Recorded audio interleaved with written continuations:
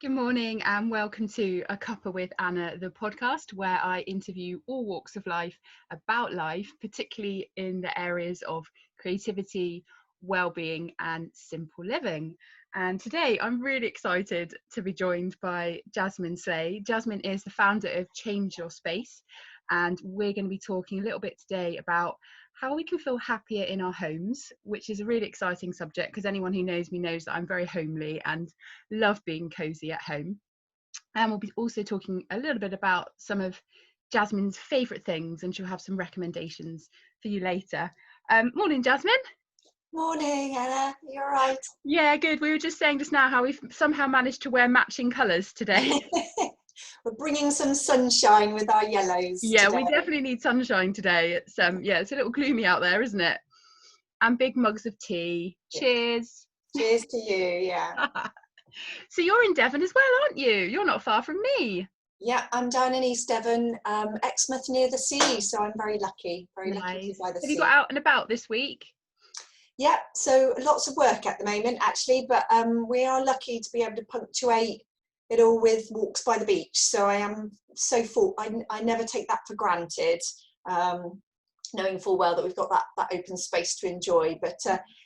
But otherwise my work's quite varied, and I do spend quite a bit of time on the road, finding rural properties. So and it's a gorgeous place that we live. So yeah, we are. We're so lucky, aren't we? Particularly this year, it's been really evident how lucky we are. Jasmine, now, first of all, I'd love for you to explain a little bit about where your passion has come from for helping people feel happy in their homes, and what is that all about? Tell us. Well, I think I'd like to say it's something very thought through, that I've got values that are all about, making sure we make the best use of our resources around us. And, I'm very much a recycle, reuse kind of person.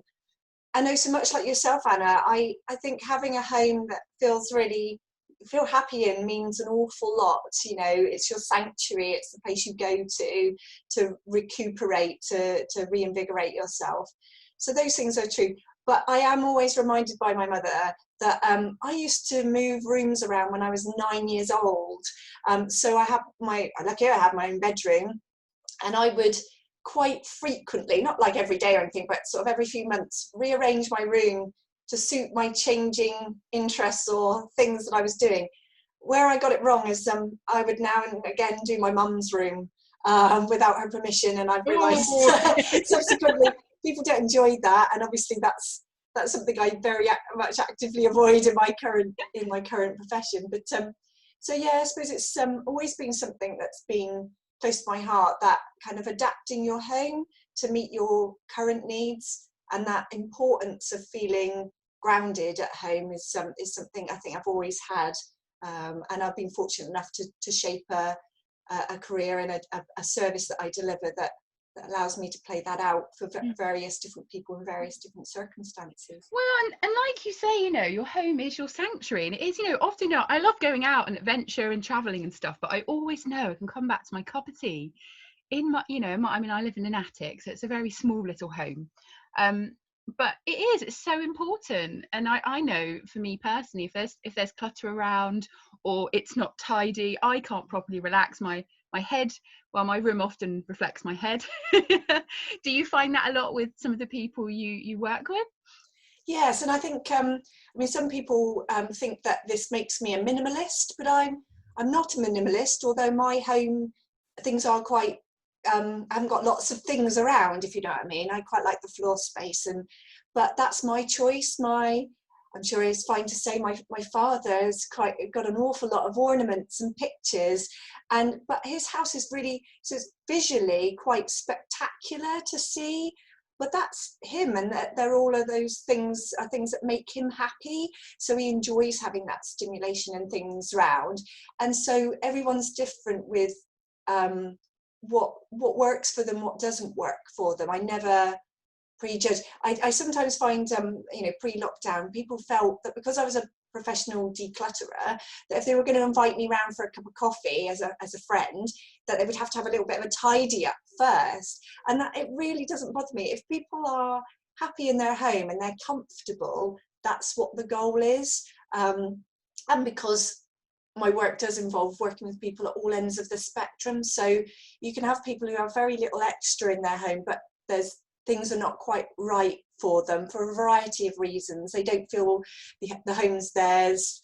We've got somebody recently who's bereaved, and they're trying to make a home that is theirs, not theirs and their husbands. It's very, very specific, right up to people for whom we can't hardly open the front door because it's so full. So there's no pattern. It's just about how comfortable and how at home people feel from their own perspective. And when that becomes a problem, then that's when we're brought in.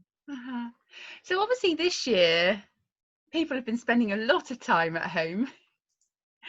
And I know for me personally, yes, suddenly when you're spending a lot of time at home, you start to notice things and see things that you didn't necessarily see before. The little corners where you've got clutter and where you've stored things, you're like, I haven't noticed that for a year, and I can really see that now. Do you think this year might have sort of affected the way we look at our homes? And do you have sort of any advice for anyone out there really that feels like they do want to make their space a little bit more sort of homely and a bit more them, I guess? Yeah, I think what you point out there is a fragile balance. That is, with so much time at home, sometimes we can sweat the small stuff when actually we're still talking about being comfortable in our own homes and relaxed. I do have friends who in lockdown found that they suddenly were able to wipe down their skirting boards, which they haven't done for 15 years. I'm like, that's fine as long as you're enjoying yourself, but I'm not wiping down my skirting boards. So I think, as long as it doesn't become a preoccupation, it's fine. The advantage we've got, you're exactly right, Anna, is that we've got a chance to do some of those projects we've perhaps been putting off, and always the sort of things that it would be quite useful to tick off our to-do list, or for some reason it'd be quite nice to have a little look at what's in that cupboard or in that box, because we're not motivated by letting stuff go. And of course, in the current climate, it's been very difficult to donate things to charity. It's been very difficult to move things out. Nobody's motivated by letting go as such. What they're motivated by is finding things they forgot they had, or doing a little bit of an audit. And I have found, talking to clients, that in taking a bit of time to look around their home, have a good look at what we've got, because we've got such an abundance of things. We really do. And getting in, by looking at our things, getting that sort of grateful mindset that we have got all this. I mean, we joke about sort of sorting out boxes and things. The number of people go, I didn't realize I had so much stationery. I've got so much stationery. And that sort of, just getting a bit of a stock take, if you like, of what we've got in our home, just getting in our heads. Like I say, I haven't, it's not that I like having lots of things, but I do kind of know where things are roughly. So if I need to put my hand on some paper or some sellotape, I know where it is. If I want to do some sewing, I know where it is. I don't sew, actually. I don't know why I said that out loud, but if I want to participate in something that I'm interested in, I know where it is. And so I think this lockdown has been useful in us catching a bit of time to have a look in those areas where we wouldn't have looked before. Yeah. What would your advice be, Jasmine, to maybe someone out there who is feeling slightly overwhelmed about getting started? Because I know often when I sort of clutter's starting to build and I'm looking at it and I'm thinking, where do I start? And it can feel really overwhelming, and then you can end up putting it off. Do you have any tips around that? Yeah, I think the first thing I say is the mindset sort of approach. That is, as I said just a moment ago, rather than going at it saying, right, I really must half the amount of stuff that's in here, think in terms of, I'd like to have a little look at what I've got here. What have I got in this box? And go at it from a curiosity point of view. Kind of kids the brain, if you like. We know it's a trick because we know we're telling ourselves this. It's a little bit of a trick to the brain to say, there's nothing to worry about here. I'm just going to go and have a little look, especially if people have difficulties in letting things go. Or the things they're looking at might be problematic in a way. Just say, I'm just going to have a little look. I'm just going to have a little see what's in this box. Inevitably, by getting it all out to have a proper look, because you have to get it all out of a box, for example, to have a proper look, and then deciding what deserves to go back into the box. So that's a positive decision, isn't it? Here's my box, this is what deserves to go back in. The things that are not going back in, I'm not thinking about those things too much at the moment. I'll take a look at those in a moment. Oh yes, that's the 6th or 7th pencil sharpener that I've seen. I probably don't, whatever it might be. By that, I can relate to the stationery thing. Lots of people struggle with that. But by seeing that you've got plenty, it makes it easier to prioritize. So I think going at it from a point of view, I'm going to see all the things that I prefer, that I really like making use of, and then the things that are left out, you've already seen what you've got. It doesn't feel like a loss to let those things go, or to move them on, or to put them elsewhere, put them out for recycling, whatever it might be, because you can see that you've got an abundance of things that you would always put first anyway. It makes it less of a loss, and that goes for pretty much everything. We've talked about a box in the lounge, but I mean, wardrobes are a great one for that. That is, rather than focusing on what's not made it back into the wardrobe, remember all the marvelous things that have gone into that cupboard that you really feel pleased that you've got, and getting into that grateful mindset is helpful. The other thing I'd say from a practical perspective is there's loads and loads of like tips and tricks, and on my website for Change Your Space, there's a free resources section, and there's a planner in there with all sorts of tips if people are embarking on paperwork or loft spaces or anything like that. We've done some top tips there that are very practical. We could fill our hour just talking about, slim hangers and storage solutions, and there's some great ones there. But I think for me, the mindset of going in with curiosity and I wonder what I've got in there is a real winner. Yeah, no, I think that's some great advice, because I mean, for me, I'm a songwriter, so I find that I have lots of books with songs around, and it's so impossible trying to get rid of it, and you think, oh, should I, shouldn't I, should I, should I? So now I've just got this sort of nice wicker box, and all the song stuff, it's full to the brim, but I can't let it go. But I know that that's my creative place, and everything just goes in there, and it's a complete mess, but when the lid's shut, it's fine, no one can see it, but it's like my little messy creative space. Yeah.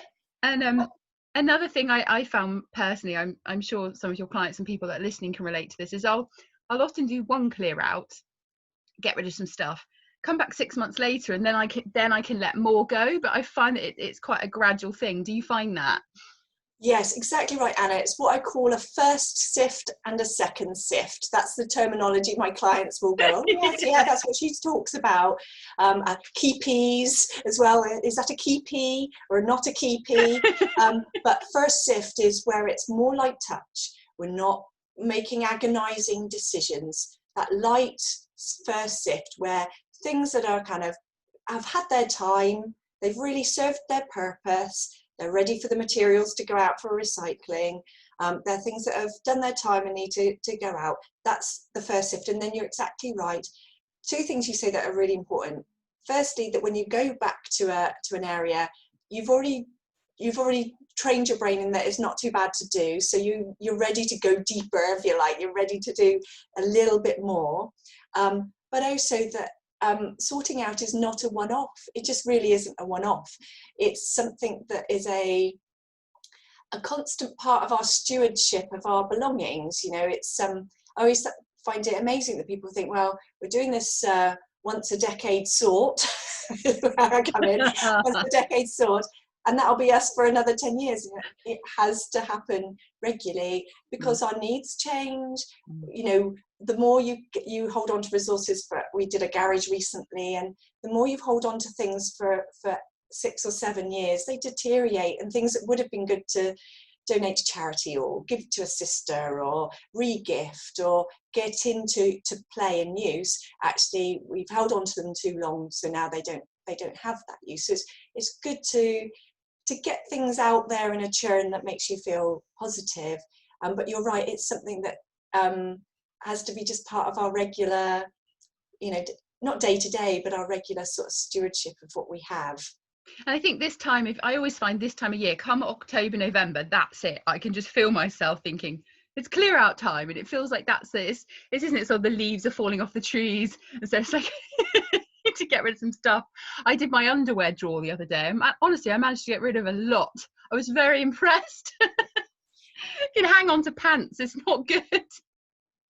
I think pants is a good example, but we've done a lot of downsizing for people recently. People are moving out of big family homes.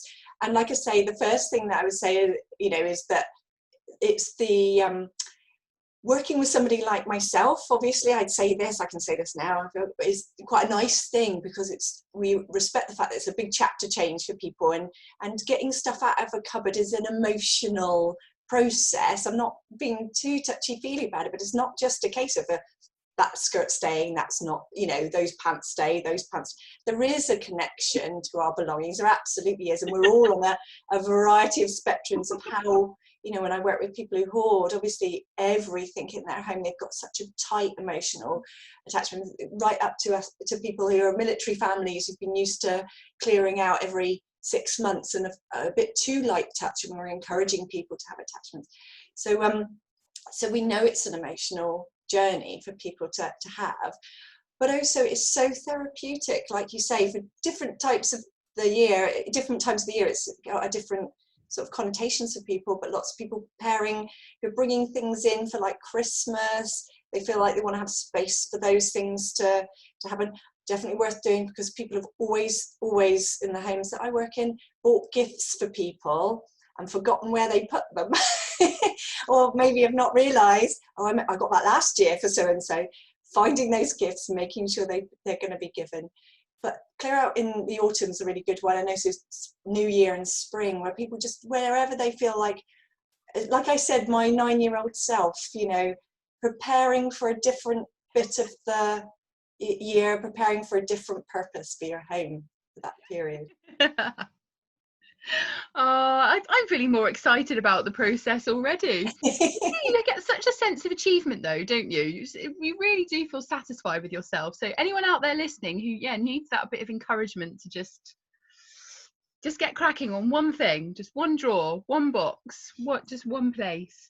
When you're not decluttering or clearing out or helping people with this sort of thing, what kind of stuff do you like to get up to? I love to read, and I love films, so I'm good for sort of absorbing myself in, I suppose, in one sense, no massive difference to my day-to-day, because I like being absorbed in other people's stories. I do like, other people, to know where things are going, but in terms of a narrative. But I do love stories, and I do love reading and getting absorbed in a good film. So that's the sort of thing. And like I say, with living by the sea, I try and be out as frequently as possible. I feel like a puppy sometimes. I've got to be out for a walk, stretch those legs, most days. So that's what I do to sort of relax, really. And walking, like you said, I was talking to a friend about it the other day, walking and getting out in the air is just, the impacts it has on your well-being is incredible. It can just shift a slightly dodgy frame of mind instantly, can't it? Yeah, and we, especially this time of year, we say to my family, we need to make the most of the light, because you need to be out, even if the weather's a bit grim, we need the light. And in the same way that working with people, opening the curtains is quite a big deal for some people in homes where they've perhaps been a bit down for a long time, and they're just opening up the space. Myself, I know that especially when the winter comes in, I need to grab those opportunities where it's light as much as possible. Yeah, no, I absolutely relate to that. It's like vitamin D, quick, get it like while it's there. Yes. Yeah. All right, I'm going to fire some questions at you now, Okay. Jasmine. Yeah. The first one is, what has been your favourite moment of today so far? Oh, my favourite moment of today. It was probably an easy one. I have had a text this morning for somebody I worked with yesterday who just said, thank you for what you did with my mother. It's really transformed her mood from her being a bit reticent to actually being quite excited. And almost that's got nothing to do with the practical stuff that we did, although we did lots of stuff with her clothes and it was lovely. It was more about that I was chatting to her about the next chapter and being quite positive with her. And honestly, those bits of feedback are they absolutely, in fact, that would probably make my week. so that was an easy one that pinged through this morning. So I was really pleased. Yeah. Aww. Your favourite nature spot? My favourite nature spot. Well, I just think I feel so grateful for Exmouth Beach at the moment. I think, you know, there's lots of places I like being surrounded by trees and fields and things. I'm a Somerset girl. I quite like trees and fields, but we've been living down here for about 8 or 9 years now, and I just, something about stepping onto that beach. I think one, lots of dogs, different dog spotting. Sometimes we'll see somebody that I know, but just feel like it's such a haven for us. And people come from far and wide to see it, you know, the beach and the sea. So I feel really grateful, and I'd say now my favourite, because of the access to it, my favourite place to go is the beach. Okay. And something you're really grateful for at the moment, although you've already said lots that you're grateful for, but something else. I think I feel grateful for feeling quite robust. I think that in this current climate, it's really hard for a lot of people, and you know, I don't mean just the people we work with, people around who find this time of year quite tough going for a variety of reasons. And we meet people obviously in all sorts of circumstances of their lives as well. But I just feel quite fortunate to feel most days I feel quite positive about life, you know, I'm able to focus on a task that gets me through the bad days. You know, I don't so far, you know, and I'm got nothing to touch to sort of, you know, to stay lucky, but so far I've not had a day where I've not wanted to get out of, you know, I've wanted to get out of bed. I've not had a day where I've not wanted to get out of bed, and I suspect there are people who've found that you know, happening to them because of the current climate we're facing. So I feel quite grateful for feeling quite robust at the moment. So. Okay. Your favourite hot drink? My favourite hot drink. Do you know, I do love a big milky coffee, but I think this is because I only really reserve it for the weekend, because I try not to drink too much tea and coffee when I'm dashing about here and there in clients' homes, especially at the moment. But it's a nice treat. My husband is the house barista, and he'll make a nice cup of coffee, loads of warm milk on a weekend, and it feels, I suppose, that punctuates relaxation time. Yeah, and it is, when it's just saved as a treat, it is so much nicer, isn't it? Yeah. Lots of froth. I like a bit of froth. Well, the weekend is near. Your frothy coffee is on the way. Best piece of advice that you've ever been given? I think I probably most of the sage advice my mother gave me, I you know, we get to a certain age where we realise, oh, that's what they were talking about, you know, when I didn't really listen to them at the time. But she's always been a good one at sort of saying you do your best and do things that feel true to you. Although sort of it feels like a cliche, but you know, I think as I've got older, I've really been very grateful for her never pushing me in one direction because it was her view of what I should do. I've had to kind of work it out for myself, and so consequently, you know, when people talk about finding a job that aligns with your values, and I, you know, I did 20 years of doing something else, you know, nearly 20 years of doing something else first, you know. I do know how to compare and contrast what I do now with doing what other people told me to do before. But finding a vocation, as it, rather than a job, choosing a vocation that aligns with my values means that although there are still frustrations, and although there are days when you're self-employed where you think, why am I doing this?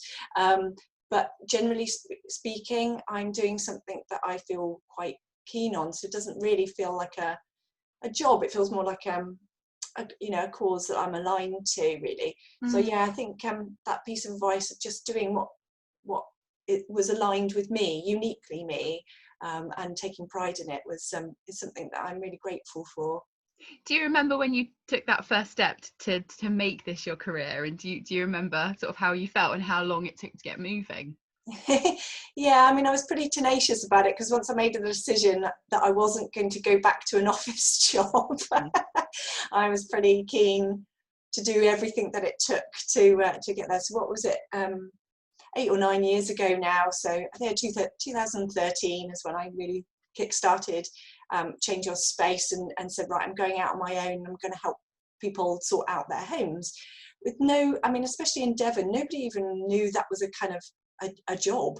And I'd go and speak at like Women's Institute meetings, and anyone who would have me basically, and they'd go, this is a hobby, yes, this is not an actual. I was like, no, I'm hoping that it'll be a full-time job, and it is now a full-time job, and I've got a team member, and next year we should have another team member. But taking that leap, everyone feels like they're faking it a little bit when they start out, so I do vividly remember my first client, but now 8 years in, it's, you know, you get into your groove, don't you? You know what you can do, know what you can't do, you've got a bit of intuition for it.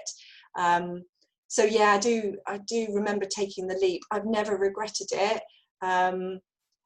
Do I want to do something? Yes, I do. Do I not want to do? You know, no chain of command. There's just me making the decisions. I don't have to wait sort of a month for the bureaucracy to take time to churn. And you know, and I worked in local government before, so I think sometimes I felt like I spent quite a number of months just moving one bit of paper to the other end of the building and not really having an impact. Whereas, you know, for all the frustrations of my job, of sometimes with people who really struggle, we do have an impact, and generally speaking, we are there to support people who are having a positive impact.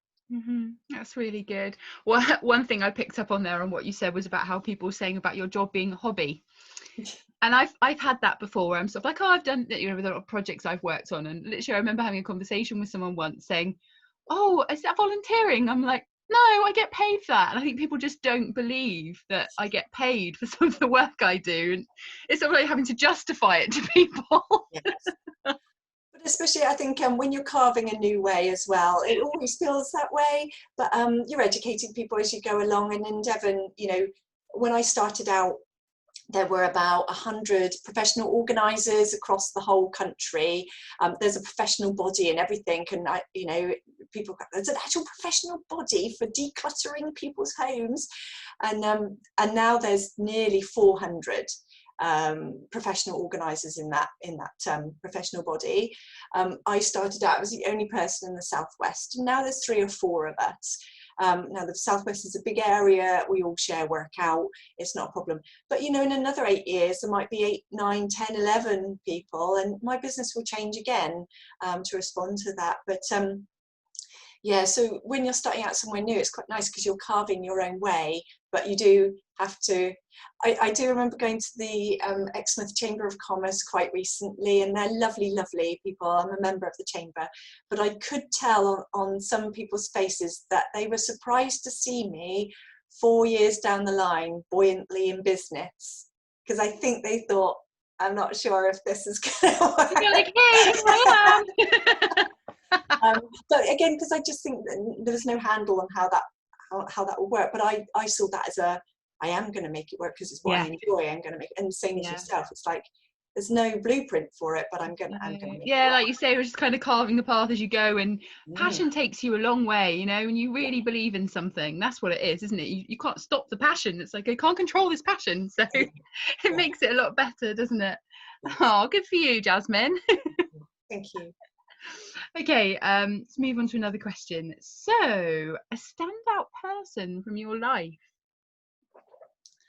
I probably have to say my husband, as we're not a romantic type. So I mean, he's somewhere in the house today. I hope he doesn't hear. But we're not ones for doing Valentine's cards or anything, you know, like that. But I met him when I was 29, and I'm really grateful for him. He's a rock. He was really supportive of me starting up the business.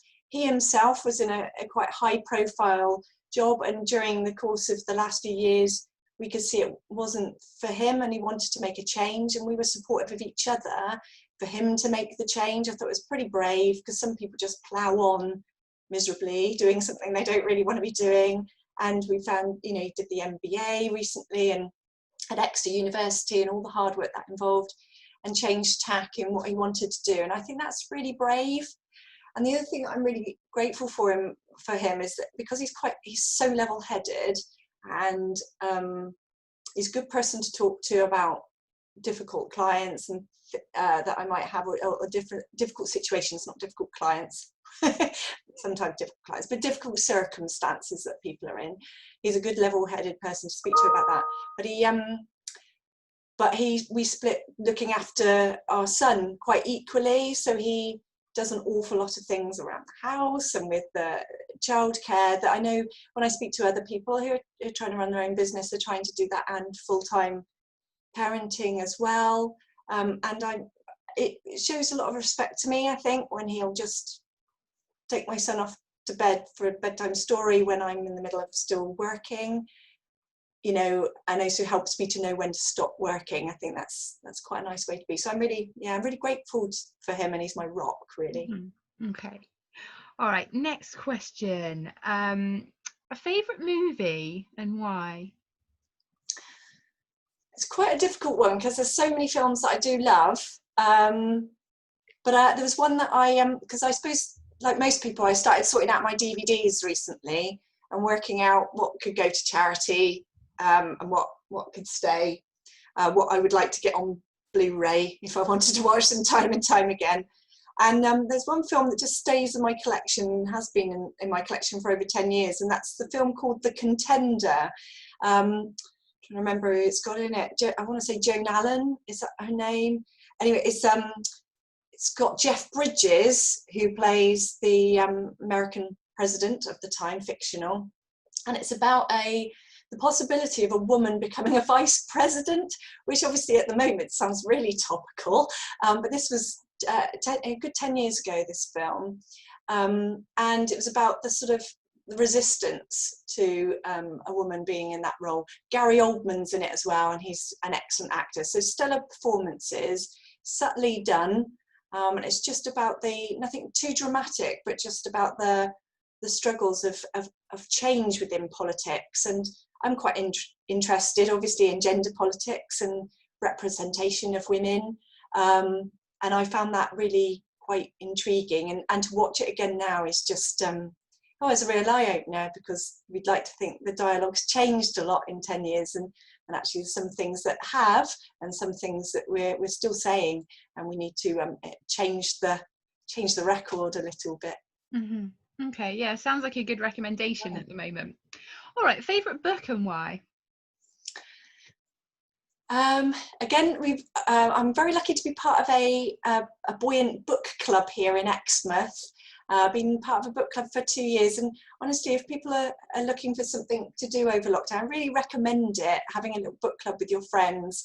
We do Zoom calls now, and we recommend books to each other, and we share books by dropping them off at people's houses in carrier bags and things like that.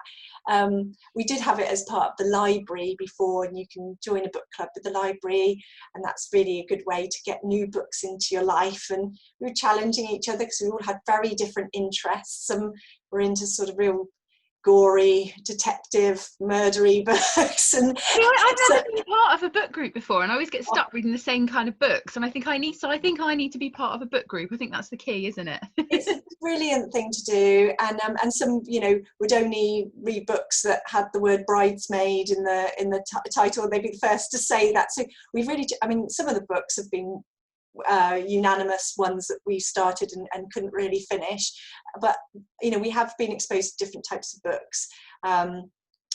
Pretty much all of us got a bit hooked on the Galbraith detective series, and have been buying those and sharing those and enjoying those.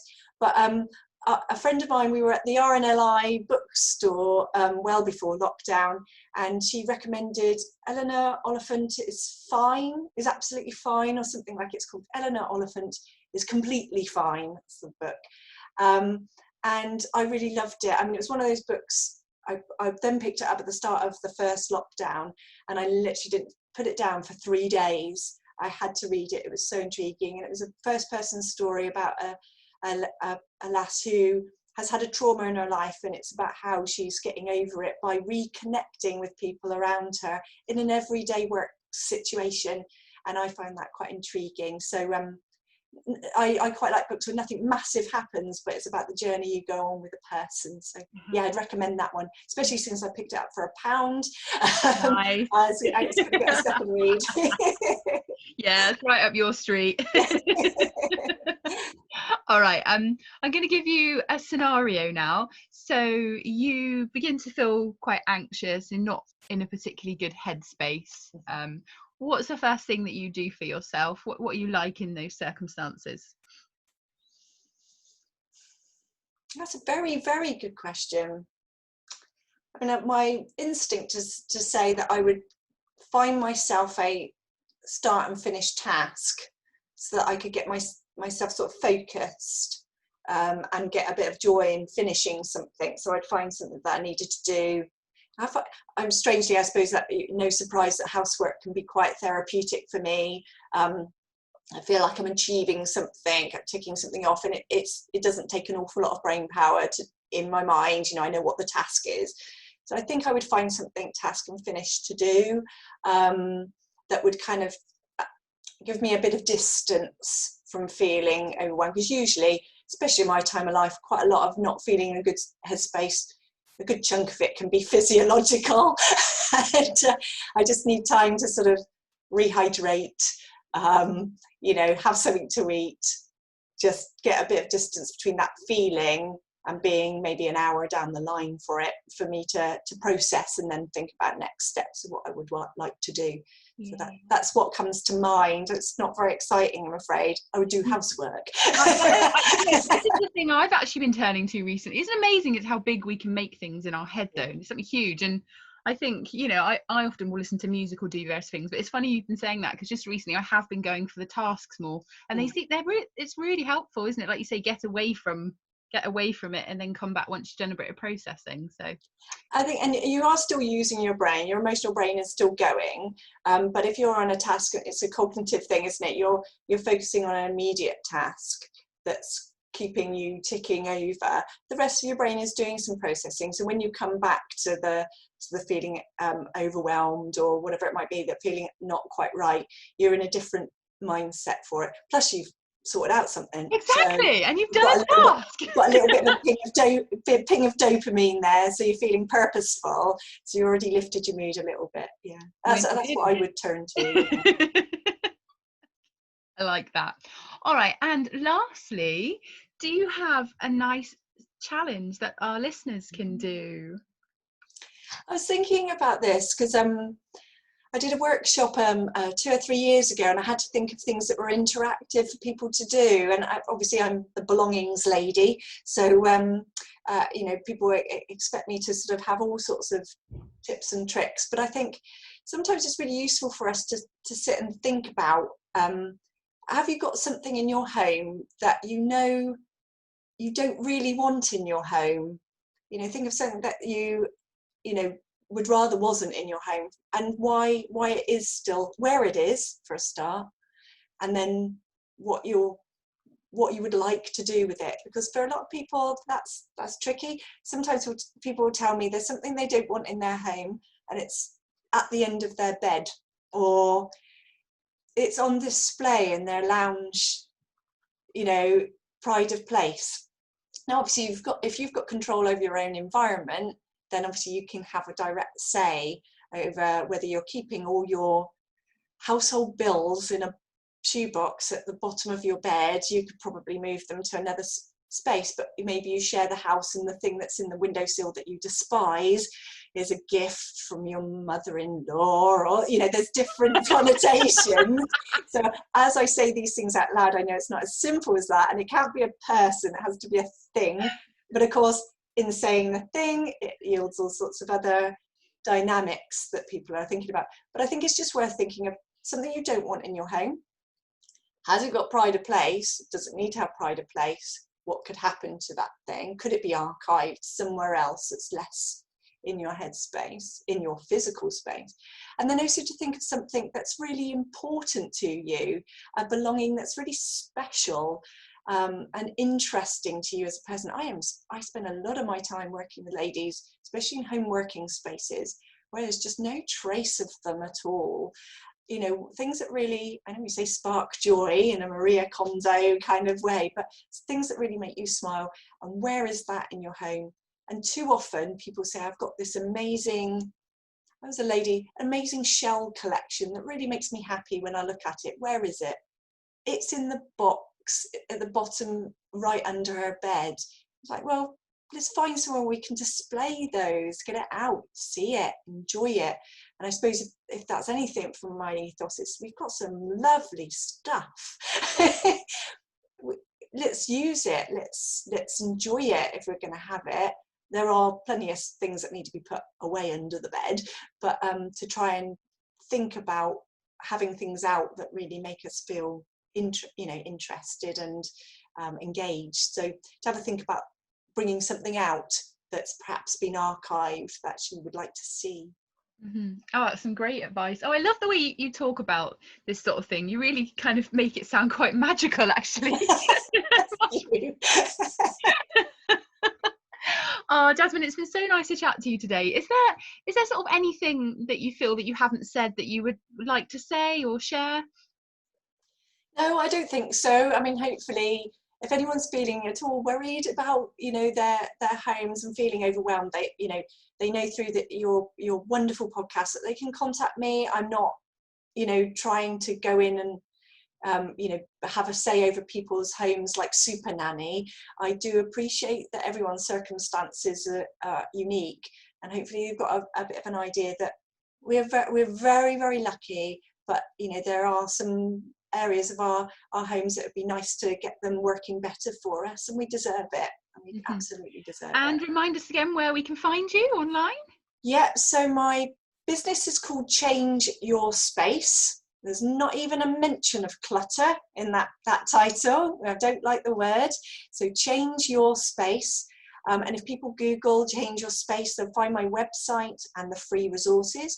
And if they look up Jasmine_Change Your Space, you can follow me on Instagram. And sometimes I post up pictures of unusual things that we find in people's homes with their express permission, if people want to have a guess at what some of these unusual things are. So if you like the visuals, you're quite interested in what goes on, by all means follow me on Instagram. I haven't even followed you on Instagram. I need to follow you. I haven't had an unusual mystery item for a while, Anna, so you haven't missed it, but I'm sure too soon. So what are you going to do for the rest of the day? So I'm actually moving somebody in today down in Tavistock. So a lady's moving from Liskeard to Tavistock, and I'm going to get her unpacked and settled into her new home. Oh, well, I hope it goes really well. And thank you so much for chatting to us today. It's been very educational. And I think there's been so many topics that we've hit on that you could just delve into in so much more detail. So I'm sure you'll have to come back in the future at some point. Thank you. Thank you, Jasmine.